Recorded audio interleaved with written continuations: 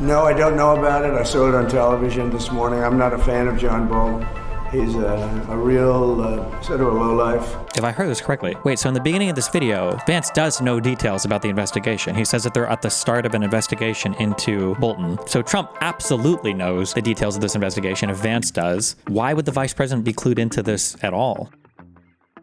The FBI conducted a court-authorized search at the home of John Bolton as part of a national security investigation. John Bolton, former U.S. ambassador to the United Nations, former national security advisor under the first Trump administration, a frequent critic of late of President Trump. Lots of bad blood between these two men. But again, learning that there is a court-authorized FBI search at John Bolton's home this morning.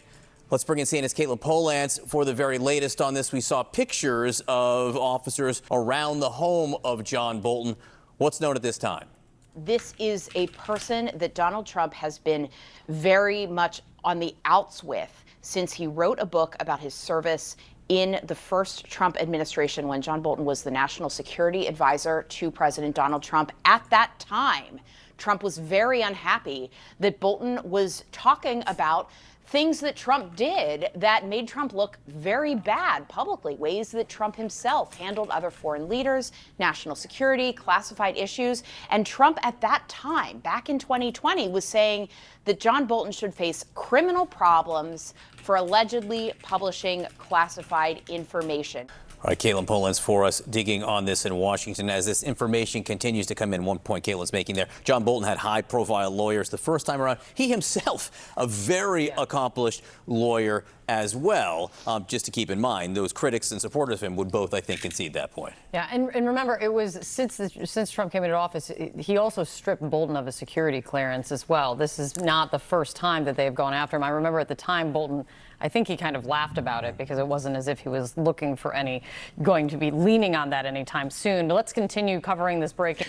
Somebody that I talked to at some point brought up that it's normal that you revoke security clearances from people who are politically not aligned with you. Just to be clear, this is absolutely not a normal thing. You don't revoke security clearances because it's a new administration. When a security clearance is granted to somebody, the security clearance is granted because the intelligence people have gone through their background. They've done, it's an SF-86, a standard form 86, and they've cleared them for being okay to possess whatever secret, top secret, SCI information. Like, that's it. It's not like a who are you politically allegiant to. So Donald Trump going through here and he's like retroactively, well, I guess I'll return. He's like revoked security clearances from people, whether it was the law firms, whether it was that one guy that he wrote the EO about, or these like political opponents, whatever. That's not an ordinary or normal thing. It's a very weird thing. Breaking news. Andy McCabe is sticking with us. Megan Hayes, David Urban, Caitlin Polantz here as well. David, I was just looking back to just last week because John referenced it, which is the president was very unhappy with John Bolton and what he was saying, his take and his analysis of the president's meeting with Putin. I'm going to read this for you. This is what President Trump put out on social media. This was just a week ago on August 13th. Very unfair media at work on my meeting with Putin, constantly quoting fired losers and really dumb people like John Bolton, who just said that even though the meeting is on American soil, Putin has already won. What's that all about? That clearly, John, what do you think it is about John Bolton that gets so under Donald Trump's skin?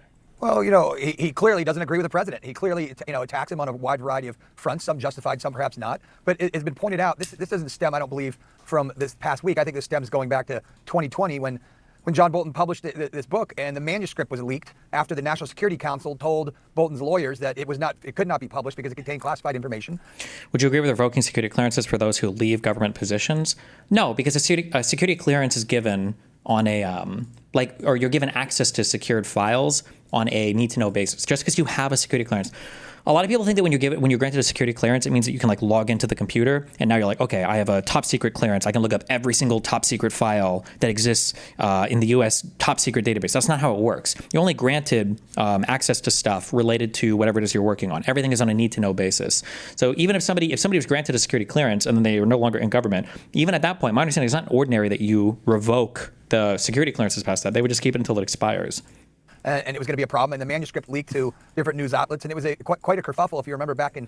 Don't those security clearances get automatically moved when you're out of office? No, I don't think so. I think they expire at some point. Like, I feel like I've known people who worked in, I don't don't want to call anybody, but I think even for Aaron, I think it's true. Like if you work in a place and then you leave, you quit. Sometimes people, if you needed a security clearance to get that job, like when they go job hunting for other places, if your security clearance is still active, that can be like a pro when you're applying to other places. You're like, oh, hey, like I'm doing this, or I'm applying for here. Here's my skill set. Also, my security clearance is still active, so I don't have to go through like the renewal process on that or whatever. I had one for an internship and it didn't expire for a few years. Yeah, it's not ordinary that you revoke those as soon as people. It's not ordinary that you revoke those as soon as people leave office. Wait, Destiny, no, that's wrong. If you leave your job, it only lasts for a certain amount of time. At my old job, it was no longer, if we were no longer using our clearance, they administratively downgrade us to uncleared unless we need it. Oh, I haven't heard that before. I've heard the opposite from friends that I've had that have worked those jobs. Maybe it's different for some types of jobs, or maybe they've changed the process, or... And it was going to be a problem in the manuscript. This segment is another classic CNN sane-washing this shit. This is fascistic 100%, but they weren't talking about why Bolton may have had this coming. The fact that the VP is talking about why they're doing it, mixing responsibilities, is unhinged and impeachable. Yeah, I mean, again, I think that a lot of them are afraid of, they don't want to be labeled as having like Trump derangement syndrome, so they talk about things like it's kind of like ordinary and normal. Yeah. Script leaked to different news outlets, and it was quite a kerfuffle. If you remember back in 2020, it was a big deal in terms of what was being published and what wasn't, and there was a lot of questions. And so I think this is 100% about that, and not so much about the most recent brush up between John Bolton and the president. No, but the timing, I think, will be called into question, given, of course, that John Bolton hasn't held a government job in years and years and years, and it comes following some very public criticism from the president. Andy McCabe, to you, what exactly does a court-authorized search mean? What are the types of things that are searched for when officers walk into that house? And in a normal FBI, in a standard FBI, what hurdles would you have to surmount in order to get to the point where you go to a judge to ask for this warrant? Sure. So the court authorized activity, or however they're describing it, is only one thing. It means that the FBI has a search warrant, which means that agents who were already conducting an investigation assembled enough evidence together and presented it to a federal judge and convinced that judge that there is probable cause to believe that John Bolton's residence contains some evidence of a crime. I'm not a lawyer, but I read somewhere that removing clearance makes it annoying in court when they present court docs, and his legal defense can't even have access to it unless they have security clearance. This is true for a lot of the law firms where they revoked all of it. Yeah, the goal is to basically just make it so those law firms can't work with government-related people because they don't have access to clearances anymore that would allow them to review the documents. That's why it was so harmful when Trump was trying to revoke, or did revoke en masse, like huge security clearance stuff from everybody working in the in whatever law firms he targeted on his stupid EOs. Assembled enough evidence together and presented it to a federal judge and convinced that judge that there is probable cause to believe that John Bolton's residence contains some evidence of a crime. Now, we don't know what that evidence is. We don't know what the crime is alleged to be. We don't have any of those facts at this point. But agents, you can't just go in and say to the judge, hey, I think that this guy has some classified documents around his house because he used to have an important job. That's not going to get you there. Typically, what you want for probable cause to enter a home is you want to be able to cite the testimony of an eyewitness, somebody who's already been in the home and has seen documents, or who has spoken to the person and has reason to believe that they have documents. Or in the case of many national security cases where people who are in government are thought to be taking improperly materials home, something like that. Normally, the FBI should have just contacted Bolton's lawyer and requested the information they wanted. There was no need to raid his home. I mean, unless they thought there was something he was going to destroy or something, they would go after it. But yeah, this is a pretty extreme thing. Now, people will point to the fact that they raided like Mar-a-Lago or whatever, but that was like after a year plus of Trump not cooperating with. First, it was is it NARA, the National Archival Record Administration or whatever, National Archives of Records Administration. It was like a year plus of not communicating with them or the FBI, and then eventually they raided his home. Yeah, 18 months, yeah. Those people are usually surveilled to assemble that sort of evidence to build towards a search warrant. So agents had to have some evidence here. We just don't know what that is at this point. And we're waiting to hear from the White House itself on this. We'll try to get comment from them as soon as we can. Megan Hayes, I'm old enough to remember when John Bolton was one of the attorneys on Bush versus Gore, who was down in Florida trying to dig up documents. That does make me old. I'm old enough to remember when he was seen as a pariah by the left. He still is extraordinarily critical of Democrats any chances he gets. I mean, in the last election, he said he wasn't going to vote for President Trump. He flat out refused to vote for the Democrat in the race. That's where he is politically. But what do you see when you look at this morning? What questions do you have? I mean, without knowing what this search is for, it seems like it's a very petty act by President Trump. It looks like it's just more revenge and more retribution on his political enemies. It's unfortunate to continue to weaponize the DOJ and weaponize the FBI. I mean, they have other things I'm sure that they could be doing besides raiding his house or, executing the search warrant. So to me, it just seems extremely political, extremely petty, and just a really poor use of the resources of the DOJ and the FBI. I mean, to be fair, we don't really know why. Maybe they have evidence that he killed somebody, right? But I mean, I don't even know why I would say that. That's an ungodly amount of charity to give to this administration. I don't know about it. I saw it on television this morning. I'm not a fan of John Bolton. He's a real sort of a lowlife. Was he okay? I don't think they gave him the orange spray tan today. Jesus. When I hired him, he served a good purpose because, as you know, he was one of the people that forced Bush to do the ridiculous bombings in the Middle East. Bolton, he wants to always kill people, and he's very bad at what he does. But he worked out great for me because every time he doesn't talk, he's like a very quiet person, except on television. If you could see. Oh no, yeah, Trump was right about everything. Nice. There's something bad about Trump. He'll always do that, but he really doesn't talk. He's quiet. And I'd walk into a room with him with a foreign country, and the foreign country would give me everything because they said, "Oh no, they're going to get blown up because John Bolton's there." He's not a smart guy, but he could be a very unpatriotic guy. I mean, we're going to find out. I know nothing about it. I just saw it this morning. They did a raid. Do you expect the DOJ to brief you on this? Yeah, they'll brief me probably today sometime. And the foreign minister. Those eyes, bro. Is he okay? I tell Pam and I tell the group, I don't want to know about it. Just you have to do what you have to do. I don't want to know about it. It's not necessary. I could know about it. I could be the one starting it. I'm actually the chief law enforcement officer. But I feel that it's better this way. Can you tell me, why is the FBI raiding Ambassador Bolton's home and office, and did the White House get a heads up?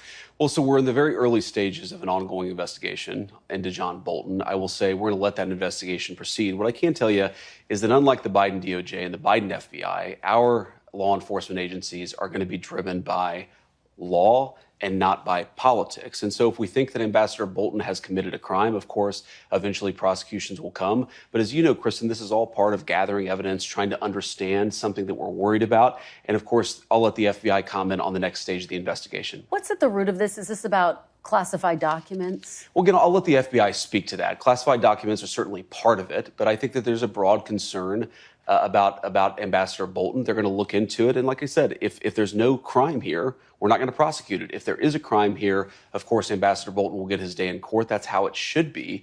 But again, our focus here is on, did he break the law? Did he commit crimes against the American people? If so, then he deserves to be prosecuted. As we have this conversation, has Ambassador Bolton been detained, taken into custody, arrested in any form? So this news just broke this morning, and the FBI, I haven't talked to the FBI this morning. I don't know the answer to that question. I assume that he hasn't been detained and won't be detained until there's actual prosecution, if that actually happens. As you know, Ambassador Bolton is a frequent critic Sure. of President Trump's. He's also on Kash Patel's enemies list. The administration has already revoked his security clearance, Secret Service protection. Is Ambassador Bolton being targeted because he's a critic of President Trump? No, not at all. And in fact, if we were trying to do that, we would just throw out prosecutions willy-nilly like the Biden administration DOJ did. Wait, if I heard this correctly, so in the beginning of this video, Vance does know details about the investigation. He says that they're at the start of an investigation into Bolton. So Trump absolutely knows the details of this investigation. If Vance does, why would the vice president be clued into this at all? Prosecutions that later got thrown out in court. If we bring a case, and of course we haven't done that yet, the Department of Justice has not done that yet. We are investigating Ambassador Bolton, but if they ultimately bring a case, it will be because they determine that he has broken the law. We're going to be careful about that. We're going to be deliberate about that because we don't think that we should throw people, even if they disagree with us politically, maybe especially if they disagree with us politically. You shouldn't throw people willy-nilly in prison. You should let the law drive these determinations, and that's what we're doing. But you know, a lot of people have already looked at this and said, this looks a lot like retribution. Is this retribution? Shouldn't they be briefed on everything? No. If you have this is like the office of the presidency. Is it called the office of the presidency or the office of the White House? If you have the president, holy shit, this was the worst. I actually put that I behind the S somehow. I don't even know how. I believe from the president, you have your Department of Justice. And then within the Department of Justice, you have the FBI. Unless it's some insanely sensitive issue, I have no idea why. You also have the Office of the Vice President.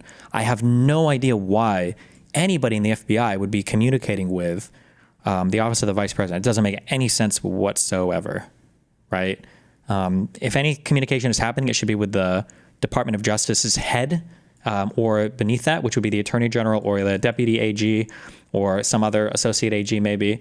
But with the Vice President, that's a weird loop around, unless they're all kind of like in it together doing retarded shit, you know? Retribution. Well, who has said it looks a lot like retribution, Kristen? A lot of people who tried to throw Donald Trump in prison for completely fake charges that were later thrown out by multiple different courts. I suspect that if the media and the American people let this case actually unfold, if they let the investigation unfold as it's currently doing, they're going to find out that what we're doing is being very deliberate and being very driven by the national interest and by the law here, and that's as it should be. We thank you for watching.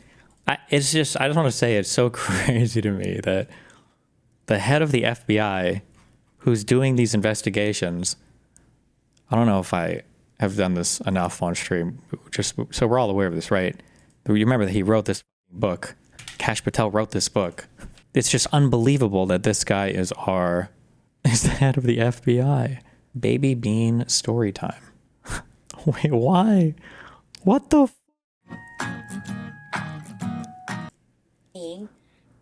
Written by Kash Patel, art by Laura Vincent. So it's a new book. Once upon a time in the land of the free, there lived a wizard called Kash, the distinguished discoverer. They do a song of this, I think. I don't know if this is it. I won't make it listen to the whole thing, but like. Once upon a time in the land of freedom, the heralds got together and they took away the tweeting. It doesn't hit the same without seeing all the pictures, but I don't even know what to say. It's the idea that like Hillary Clinton and everybody else like led this plot against Trump, who's literally the king, in order to overthrow him, and he won. It's just like, it's just crazy to me. Okay, that this is the head of our FBI who's now serving subpoenas and doing raids on political opponents. But okay.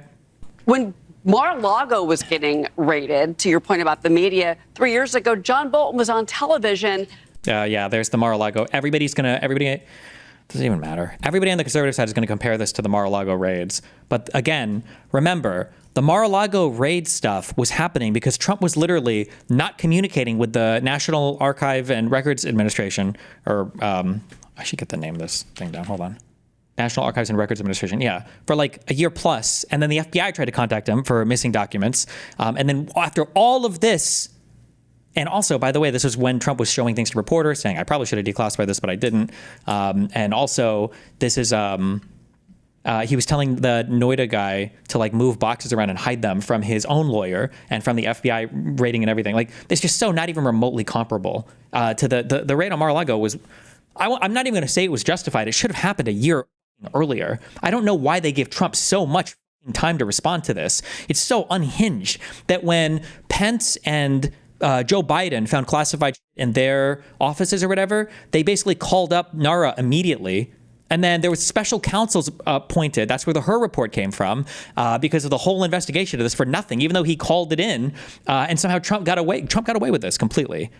This is just Trump completely and totally got away with all of this and will never, ever, ever have any types of accountability for any of this. Like the boxes memes that you see, these are all classified documents that were never supposed to be out of the White House. Well, I won't say what they were never supposed to be, but they contacted them afterwards to get them back. And yeah, it's just completely, it's just crazy that he'll never be held accountable for any of this. Meanwhile, Biden found like a thing in a folder, I think.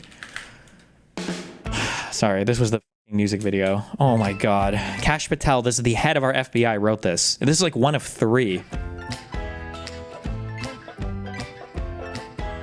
Once upon a time in the land of freedom, the heralds got together and they took away the tweeting. By order of the evil old queen, the plot against the king. Secret keeper Comey and the shifty old knight. 2 slugs and a long sticky silver streak of slime. Ew! They tried to make the kingdom all believe the plot against the king. Ganesh and Debbie and the wizard and the duke all got together and they fought the fake news. Hear the 2,000 mused say. Remember, the entire premise of 2000 Mules was that they dumped a whole bunch of cell phone data from one city's worth of cell phones. They saw cars that had routes that took them past multiple mailboxes, and they assumed that all those people were ballot harvesting. That was 2,000 mules. That was the whole thing. There was never any evidence anywhere. I'm so sorry. I misspoke horribly. They did have evidence of at least one person ballot harvesting that they put in the video because a guy pulled up and dropped off ballots, or no, two people, and both of those people were hunted down. The first guy worked at a retirement home, and old people would give him ballots to drop off, which is perfectly legal and fine. I think he might have sued. I don't remember. And then the second guy was a black dude who dropped off 4 ballots, and they were the 4 ballots for his family, for like his wife and his 2 adult children. I think that guy sued, but that was family. Can I just say black male family, 2,000 mules harvesting? Did he ever sue? I think it was a black guy that pulled up, right? I thought there was one guy that did it. Well, wait, hold on. 2,000 mules, man sues. Oh yeah, and then the creator of this apologized, Dinesh D'Souza, who's an insane Trump sycophant ideologue who publishes false information about all the time. Atlanta citizen Mark Andrews sued Dinesh D'Souza, True the Vote, Greg Phillips, Catherine Engelbrecht, and Salem Media Group for defamation, conspiracy, and intrusion on seclusion. The film accused him of being a mule who illegally harvested ballots as a part of a fraud ring. Although the film blurred his face, the film's trailer and promotional stills used his image. A state investigation found that Andrews was legally dropping off ballots for himself, his wife. I'm sorry, I misquoted. It was 3 adult children, not 2, who all lived at the same address. The state exonerated Andrews a few days before the movie's premiere. This was such a dog. I mean, like, it was a cute hypothesis, I guess, but they published it like they had a fully fleshed out scientific investigation when they didn't at all.